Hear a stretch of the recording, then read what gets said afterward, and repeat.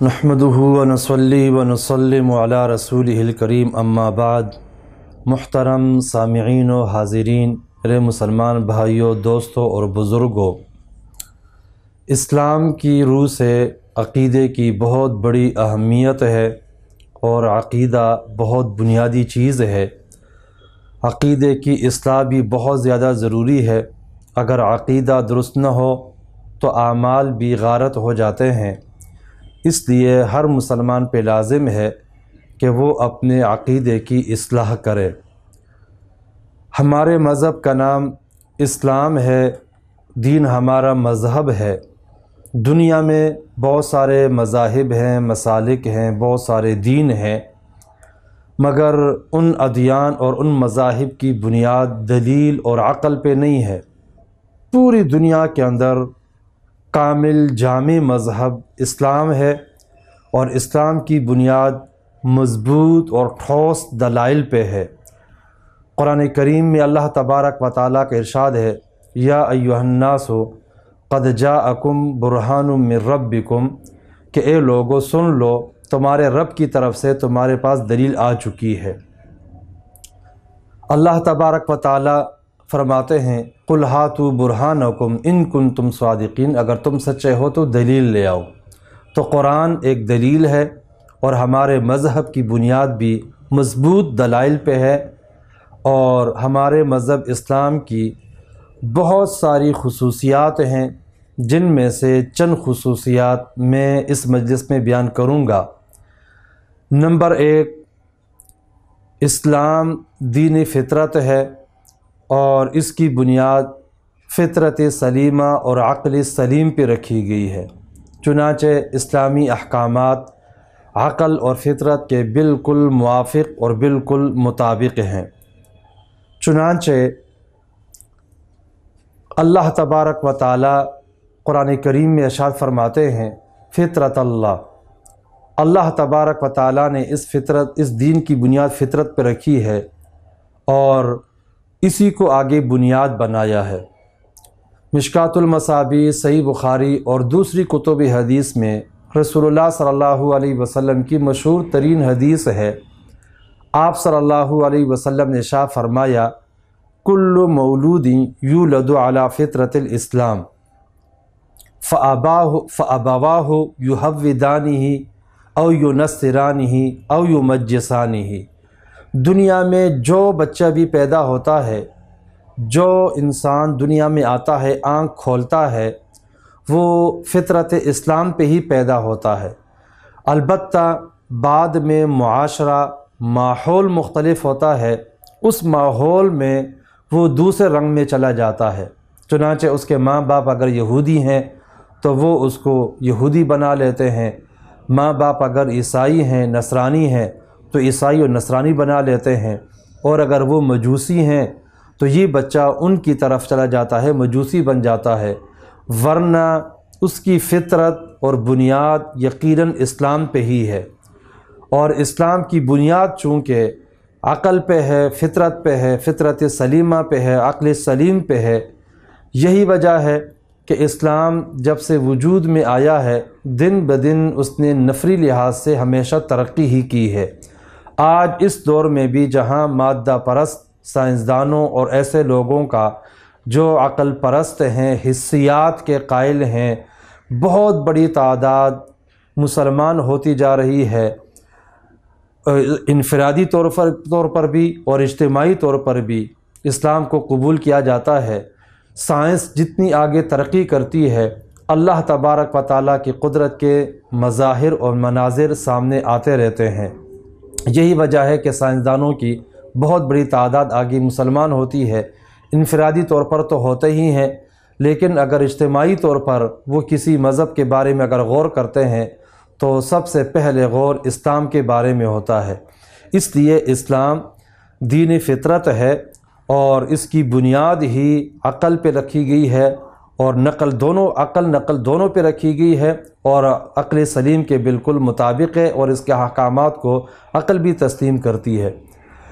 اسلام کی دوسری خصوصیت یہ ہے کہ ہر دل کی اور ہر انسان کی، ہر نفس کی یہ انتہائی آرزو ہوتی ہے کہ وہ اپنے خالق کو بھی راضی کرے اور اپنے ارد گرد رہنے والے انسان بھائی ہیں ان کے حقوق بھی ادا کرے، دونوں کے حقوق ادا ہوں، اور یہ انسان کا فطری تقاضا ہے۔ اللہ تبارک و تعالی ہمارے محسن حقیقی ہیں، تو نفس کا یہی تقاضا ہے کہ محسن حقیقی کے بھی حقوق ادا ہوں، اور جن لوگوں کے ساتھ ہمارا رہن سہن ہے، اٹھنا بیٹھنا ہے، ان کے بھی حقوق ہوتے ہیں، ان کی ادائیگی بھی ہو۔ اسلام ہمیں یہی دونوں باتیں سکھاتا ہے۔ پورے اسلام کے اگر دو حصے کیے جائیں، تقسیم کیا جائے، تو یقیناً یہی دو قسم کے حقوق سامنے آتے ہیں، ایک ہے حقوق العباد اور نمبر دو ہے حقوق اللہ۔ اللہ کے حقوق اور بندوں کے حقوق، دونوں حقوق کے بارے میں شریعت کے اندر حکم دیا گیا ہے۔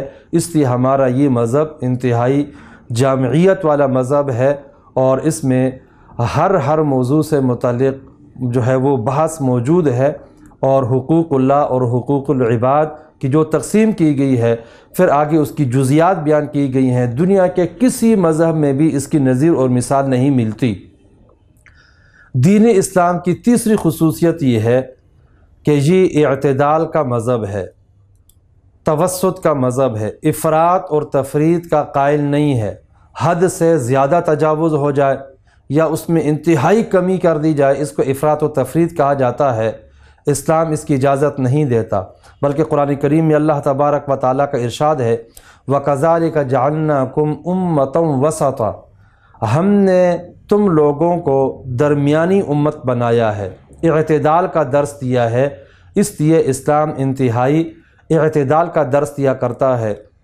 چنانچہ جو دین موسوی تھا، شریعتی موسوی، اس میں سختی بہت زیادہ تھی۔ اسلام میں اس طرح کی سختی نہیں ہے، اور جو دین عیسوی ہے، عیسیٰ علیہ السلام کا دین تھا، اس میں نرمی بہت زیادہ تھی۔ تو اسلام کے اندر اتنی نرمی بھی نہیں ہے، نہ بہت زیادہ سختی ہے اور نہ بہت ہی زیادہ نرمی ہے، بلکہ اعتدال کا حکم دیا گیا ہے۔ اسلام کی چوتھی خصوصیت یہ ہے کہ ہمارا یہ دین اور ہمارا یہ مذہب سابقہ تمام شریعتوں کا خلاصہ اور لب لباب ہے۔ آپ صلی اللہ علیہ وسلم نے تمام خیر اور شر کے بارے میں بتلا دیا ہے، اور یہ وہ خیر اور شر ہیں جو پچھلی امتوں میں جزوی طور پر موجود تھے۔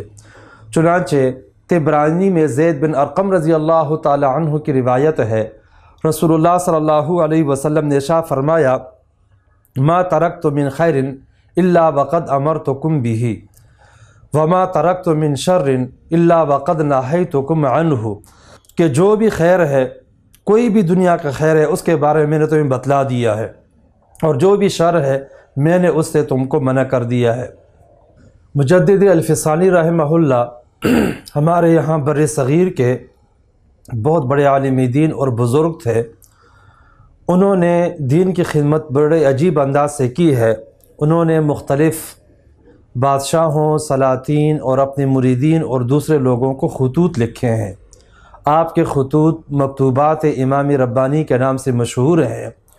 انہوں نے ایک خط میں یہ بات لکھی ہے، بڑی عجیب بات، کہ ہمارا دین سابقہ ادیان کا خلاصہ کیسے ہے۔ دو مثالیں پیش کی ہیں۔ پہلی مثال یہ ہے کہ ہمارے دین میں نماز میں رکوع ہے، قیام ہے، سجدہ ہے، یہ نظیر ہے فرشتوں کی عبادت کی۔ اور فرشتوں میں یہ ہے کہ بعض فرشتے صرف قیام کی حالت میں ہیں، بعض فرشتے صرف رکوع میں ہیں، بعض صرف سجدے میں ہیں، اس طرح مختلف کیفیتوں میں ہیں۔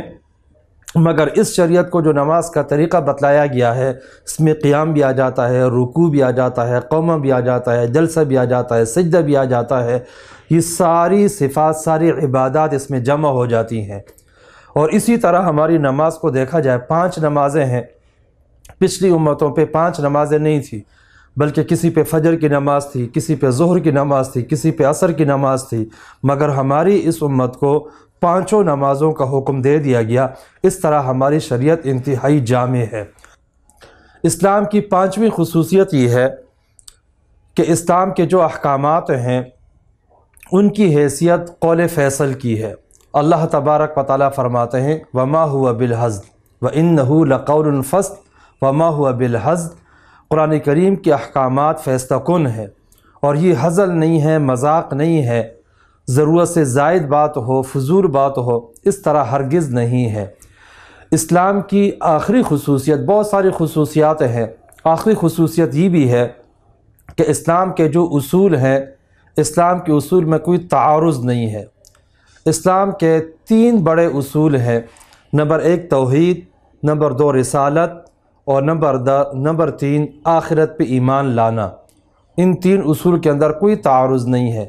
باقی ادیان ہیں، مثلا توحید ہے، توحید کو ہندو بھی مانتے ہیں، عیسائی بھی مانتے ہیں، یہودی بھی مانتے ہیں، مگر ان کے ہاں توحید خالص نہیں ہے۔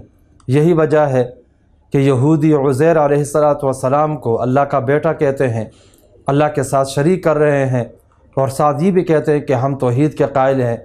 عیسائی بھی کہتے ہیں کہ ہم توحید کے قائل ہیں، مگر عیسیٰ علیہ السلام کو اللہ کا بیٹا قرار دیتے ہیں، اور ان کی والدہ حضرت مریم کو بھی جو ہے وہ الوہیت کا درجہ دیتے ہیں۔ توحید بھی ہے اور ساتھ ساتھ تثلیث بھی ہے، مگر اسلام نے جو ہمیں توحید بتلائی ہے وہ یقیناً توحید خالص ہے، اور یہی معاملہ رسالت کا ہے کہ توحید کے بعد جو سب سے بڑا مقام ہے وہ نبی کا مقام ہوا کرتا ہے، اور ہمارے ہاں جو رسالت کا تصور ہے وہ بھی ہر قسم کے آلائش سے بالکل پاک ہے اور خالص عقیدہ ہے۔ اس لیے اسلام بہت ساری خصوصیات کا جامع مذہب ہے، اور اللہ تبارک و تعالیٰ نے اس کو بہت سارے کمالات سے نوازا ہے، قیامت تک رہنے والا جامع ترین مذہب ہے۔ اللہ تبارک و تعالیٰ ہمیں اسلام کی تعلیمات کو سمجھنے اور ان کے مطابق زندگی گزارنے کی توفیق نصیب فرمائے۔